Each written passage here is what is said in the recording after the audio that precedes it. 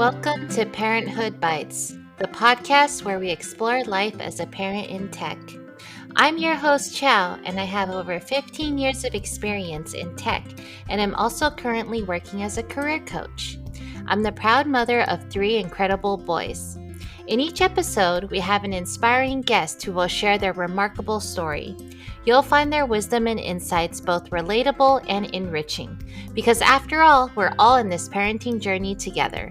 So grab your favorite drink, get cozy, and let's dive into today's episode.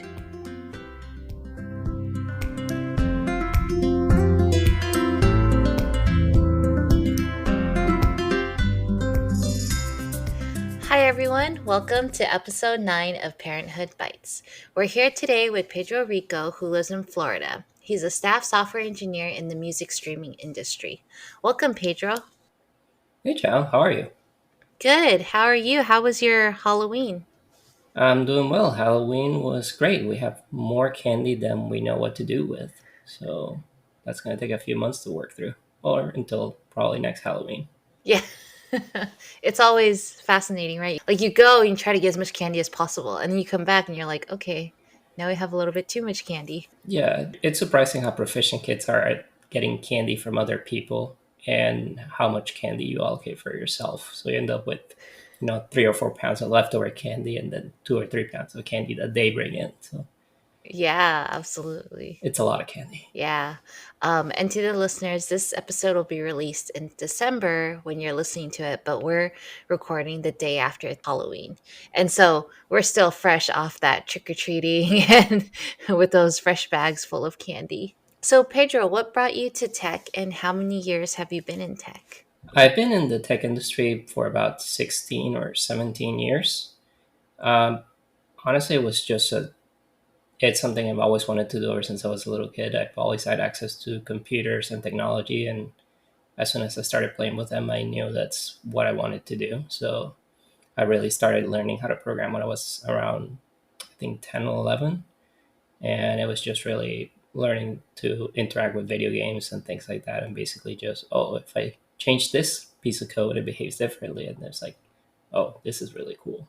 I kind of want to do this all the time. And I did. And now I do it all the time. And do you still love it as much as you did when you started? I do.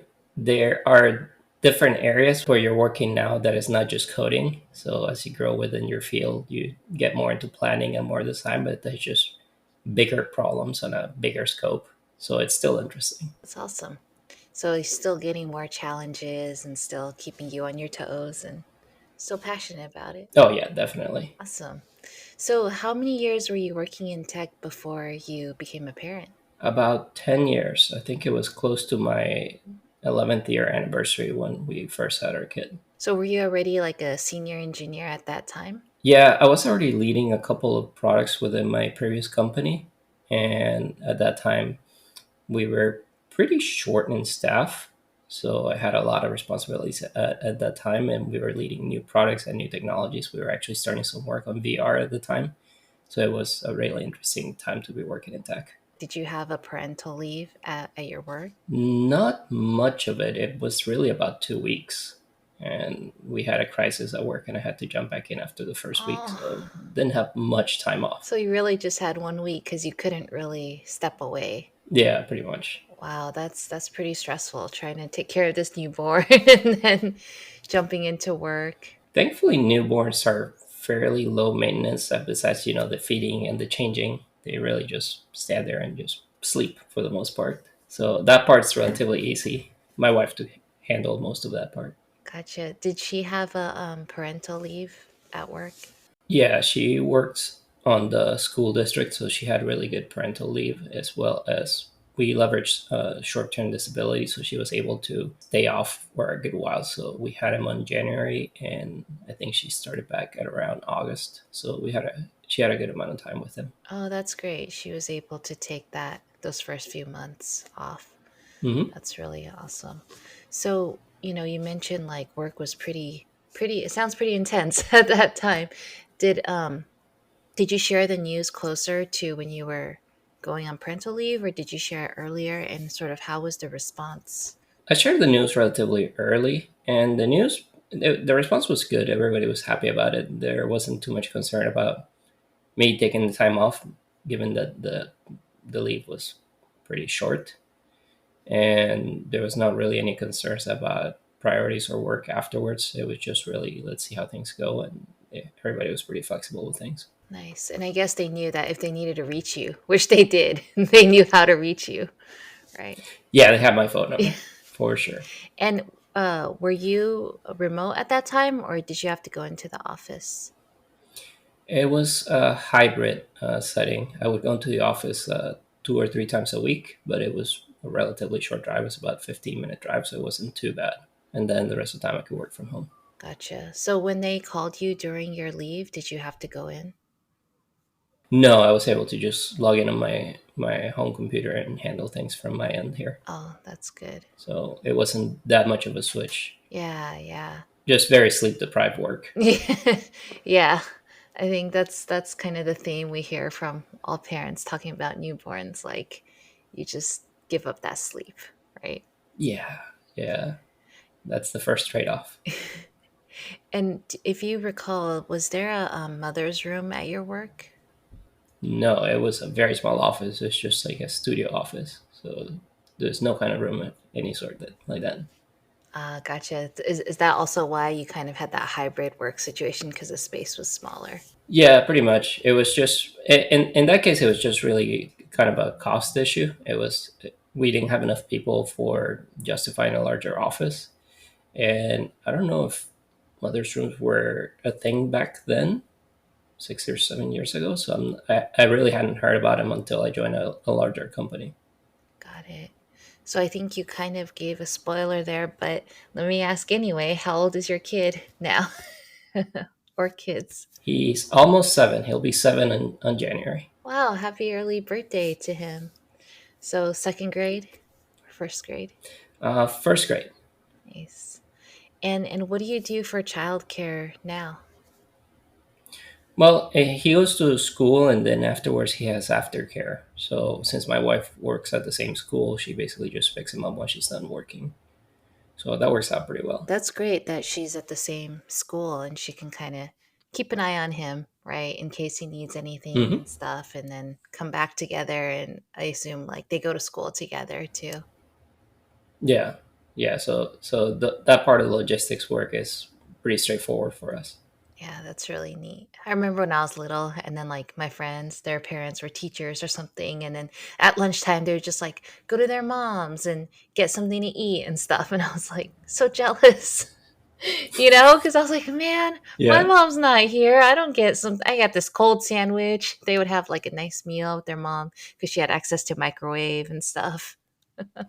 but there's the trade-off that if you misbehave, they tell your mom right away. That's true. That's true. Your mom doesn't wait till the end of the day at pickup, right? They'll Yeah, hear it right away. can't hide it. That's true. So, how has your work life changed since you became a parent? I've had to set limits at work more strictly. My I don't really have the ability anymore to say, yeah, I'll just work on this thing late or often, or just not look at my time as often as I used to. Now it's more rigid. I'm more sticking to schedules because you have to take your kid to classes. You need to spend time with them. You basically need to have it's basically a second part of your work is you got to do parenting and you got to take care of your kid and make sure they get attention and they play and they're not just stuck staring at a screen all day. Yeah, especially right now. That comes later. Yeah. So it's more of like prioritizing your time and schedule, right? Yeah. Do you find yourself like picking between different projects that are more suitable for the schedule, or do you just kind of make it work with the timing stuff? My work is pretty flexible when it comes with timing arrangements. So as long as you set up your calendar and arrange your meetings on a workable fashion with other people and communicate properly, then people will work with you. Sometimes there's meetings that can't really be avoided just due to calendars because there are people across the world that need to meet with you, and this is the only time that's going to work. So sometimes you got to make exceptions. But as long as they remain exceptions, that's Yeah. okay. If it's something that becomes a pattern, then you probably need to have talks with people to make sure that they understand your needs. So communication sounds like a really big part Hmm. of it. Yeah, a big part of it. Yeah. And what has been your biggest struggle or challenge with being a parent in tech? Basically, trying to balance your career ambitions with your home life. In the sense that sometimes you feel like you can grow a little bit faster in your career if you really just stay working a little later, or if you like can go and spend more time studying certain things, but that's going to consume into your your parenting time, your family time. So sometimes those trade-offs are just basically part of what you do when you become a parent. Yeah, making those tough calls, right, on what you're Hmm. prioritizing at that time. So, with your son being 6 years old, what do you struggle with at this age? Video games, so many video games. Video games? They, yeah, he discovered video games on the phone, so now he is obsessed with that. So we have to say no very often about that. Yeah. But I feel like that's not a, a struggle limited to tech. I feel like that's a struggle more defined for our current era. Yeah, kids growing up right now with that access, right? Yeah, just such easy access to video games or just technology in general. I'm a little jealous because I didn't have access to any of that. The only device I had back then was just a big giant computer that I can move anywhere without getting a hernia. Yeah. And they could go anywhere, right? It's like dinner table, on the couch, on the bed, wherever. So we have to really kind of keep an eye on that. Yeah, exactly. Otherwise, they'll just be glued to it forever. Yeah. Do you sometimes I hear parents talk about they find their kids making like in-app purchases. Do you have that controlled? We had that talk. He can discern when something is an advertisement and when something's asking for money, and he knows to say no, Oh, that's or good. the consequences will be dire. Yeah, I think that was my biggest fear. I was like, I'm gonna remove my credit card, remove all information because I don't want to one day get a bill for a few $1,000s. It's tough because sometimes you have to when they start grabbing your devices, they use your account and you have all your payment info. But if you try to make them an account, they lose all their progress in all their games. So you have to basically tell them, all right, you're gonna reset all the things, and you're not gonna have a good time with this. But that's life. Yeah.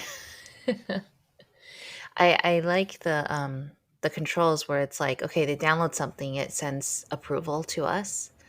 And now my older two are older, right, in middle school, and they're like, now we're at an older age. Do we really need your approval? I'm like, yes, you do. Now more than ever. Yeah, exactly. You definitely do. So I think this is something that, we're all working on as parents, but I was curious, what are some things you do for work-life balance? What works for you? I try to do activities with my kid that I can also join in. So, for example, we join martial arts classes together. So, my schedule is tightly coupled with his schedule when it comes to that. So, I can take him over there, do my own thing while he's doing his class, and then he'll have some time while I'm having my class and play around on like mats and play with the other kids that also have parents doing the class. So it gives him some active time where he's not playing video games or anything like that, but he's just running around and screaming and being a kid. Well, I can also get some exercise done. So it works out for both of us. That's really neat. How's the class going for you? It's going well. I've done it for a few years before we had Peter, and then took a little break just to logistics. That was one of the trade offs we have to do. It's just hard to commit to a class like that at nights and stuff like that because basically you're training away the time you can spend with your kid. But now that he's bigger and you can actually go there, we can do it together, which is really cool. That's really, really neat. I have my boys in Taekwondo, and right now the class they're in, it's like a basic class, so they can all be in the same class. But because their ages are different, I think as they get older, they won't be in the same class. But I've never thought about me joining them in the class. I just kind of sit there and watch them, and then when they look at me, I'm like, good job. But I haven't thought about joining in on them. It sounds like it's pretty good exercise and good for your overall health too. It is. We do capoeira, Brazilian martial arts. So there's a little bit of music. There's there's also discipline and there's also acrobatics. So there's a little bit of everything for a kid, especially at that age when they're super flexible. So it works out really well, and it helps coordination since some kids are just uncoordinated, like me. Sounds harder for adults. Yeah, I'm super uncoordinated. Like I feel like I would fall with acrobatics. So, what are some things that you do to relax or unwind? I enjoy martial arts. It's something that I find relaxing in a weird way. It's basically just a nicer way to turn your brain off and just really get a workout in. I also enjoy.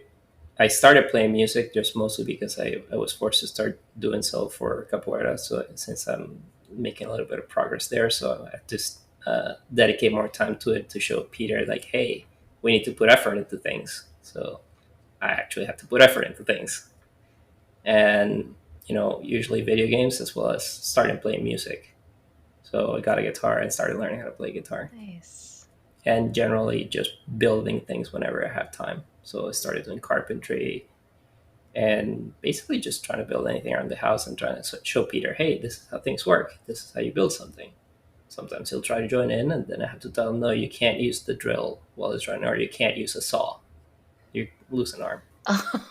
But they have the toys, right? They have those drill toys and stuff. So he's probably like, I know how to use it. Yeah, yeah. It's like I know how to use it. See, you put the cutty part on your hand, except that when you put it on your hand with the real one, it comes off. What have you built around the house? The first project I actually did was a kitchen tower for when he was a toddler, because he was very interested in jumping and looking around in the kitchen. So I built him a little tower where he can like move it and climb onto it and just be at counter height whenever, so he can see what we're doing and just help out cooking and doing whatever was interesting for him. And that turned out to be a really good first thing to build because we still have it and he still uses it for certain things, even though he's getting almost at the height where he doesn't need it anymore. But it was really good for about 3 or 4 years. Wow. And it can still withhold his weight as he's getting older. Yeah, it can hold my weight. Wow. I over designed it a fair bit. That's really neat. I'll have to have you send me a picture of that. I'm totally picturing you standing on the stool thing and reaching high up, right? It pretty much. I just had to build some safeties in there so that he couldn't like fall from the back. So it's hard for me to squeeze into it, Oh, but he can fit in there. There's just a lot of railings around it. yeah, yeah, for sure. Especially if he was starting when he was 3 going on there. Yeah. Right. Yeah. So, do you play video games with him as well? Sometimes depends on the video games. I like the challenging games, so I enjoy playing things like Elden Ring, Dark Souls, and things like that. So sometimes he just watches Hmm. and basically tells me, "Go destroy that dragon. Go fight that monster." He directs you. Yeah, or he just sits there and watches me get destroyed by the monster because I lose a lot. But he does like the Lego games, and we got a ton of the Lego games for the PlayStation. So he's been playing those a fair bit when he was not glued to the phone. And he's pretty good at those since you don't need to do quite as much reading as you do for regular games. They're pretty good about giving you signals that you just need to press a button or you need to do a certain action without having to read. So they're kind of tailored towards children in that regard. But I'm trying to make more of a trade off of if you're going to play video games, you probably should try to read a little bit more. So we're trying to find games where you can read more or less simple instructions, and trying to justify it as, yeah, he's practicing his reading. And following directions. Yeah, and hand-eye coordination too. Isn't it funny that I think when we were younger, it was like we were limited, or at least I was limited on the times we could play video games, which was like Nintendo or Super Nintendo later on. And that was it. But now it's like, well, if they're looking at a screen, it's a little better than looking on their iPad. It's a little better looking on the, phone because it's such a smaller screen, whereas you're looking at the TV from a further distance. We kind of make that trade-off a little. Well, I have a lot of siblings, so my screen time was directly proportional to the interest that my Oh, other siblings had in playing the same games. So sometimes it would be 20 minutes, 30 minutes, and then I had to wait a couple hours for me to get my next turn. yeah, I spent most of my time watching my brother play because I was not very good. So I would watch him kind of like your son watching you, I'd watch him beat the levels and stuff. And that was my role. For Peter, I think the limiting factor is the size of his hands. It's hard to grip those controllers with that many buttons when your hands are tiny, especially nowadays since there's buttons basically everywhere your fingers can reach. And his little hands, they're just like not being able to reach anywhere besides the basic X and zero buttons. But he's good at just directing you, telling you what to do. Yeah, yeah, he's good at managing me. That's good. I couldn't do that with my brother. If I'm like, go there, he's like, no, you don't understand. You don't know how to play. So I just watch. No, but he goes with the basic daddy. Have you tried, not dying? Oh, Have you tried this? How about you destroy the monster before he destroys you? It's like, oh, you know what? I haven't thought of that. I'm gonna try this approach. he's a great manager. Yeah, I thought the purpose of the game was to jump into the monster's mouth, but I'm gonna try your approach. I like this one. Clearly, he has it figured out. Yeah, obviously he knows exactly what he's doing. So, what's something you would tell someone in tech who's planning to have kids, or something you wish you knew before you became a parent?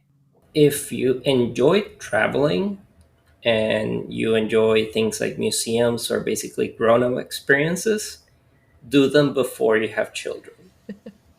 Because afterwards, amount of time you can spend directly in a museum is going to be inversely proportional to how many, or directly proportional to how much candy and video games or things you have for distractions that kids are.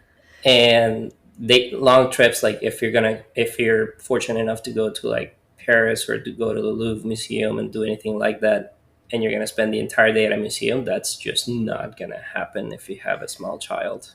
Just forget it. No one's going to be happy around you. You're not going to be happy. The child's not going to be happy. It's just going to be a big giant train of misery. I feel like there's a story behind that. Did you try that? No, we've done smaller museums, and it was a similar experience. And we've been to the Louvre before children, and I can just imagine that going off the rails in a big way. Have you tried to go on long trips with your son? We've done a few European trips to see family. Well, one European trip to see family. It went well. The problem is really flying with small children. That is just not a very fun experience. They have a lot of needs, and an airplane is not the best place to fulfill those needs. Yeah, I hear you. So long trips become logistically challenging, to put it that way. Yeah, I remember I would bring like a big bag of activities and just like I would give them one activity. 2 seconds later, no, we don't want to do that. So I pull out another one. No, we don't want to do that. Pull out another one. Right. And you don't get sleep. Yeah. It's already hard to sleep on the airplane, let alone with kids. And you're just trying to do whatever you can so they don't start screaming, going crazy. Yeah, and when we had to do this trip on the way to Europe, we weren't allowed to bring in our car seat into the plane for some obscure reason. So we had a 2 year old basically sitting on a fully grown seat and trying to sleep and just get comfortable. And that just did not happen. I mean, poor guy was just trying to lay on me and just move around. And he just had a miserable 6 or 8 hours on that plane. On the way back, the gate agent basically told us, yeah, just bring the seat. Who cares? It was like a completely different experience. He just sat there and had his nap, slept, watched his movies, and had his snacks. It was good. It was a perfectly good experience. But if you don't have a car seat and the kid is small, it's going to be a rough trip. Yeah. Was it the same airline? It was the same airline, just different gate agents. That's so weird. I would think it was just the rules that they had across the board. It was pretty weird. I'm not sure if it was the rules or the person just didn't know how to apply the rules.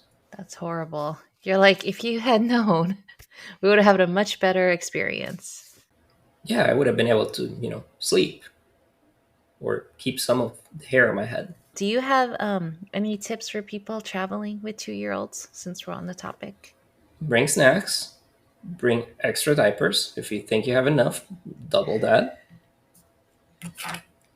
Definitely bring a car seat.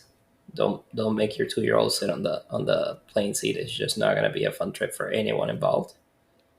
And definitely bring something if kids are still having trouble adjusting their ears to when there are changes in pressure, just give them something to chew or something, or like a pacifier or something like that, because that's just going to be Yeah. painful for them.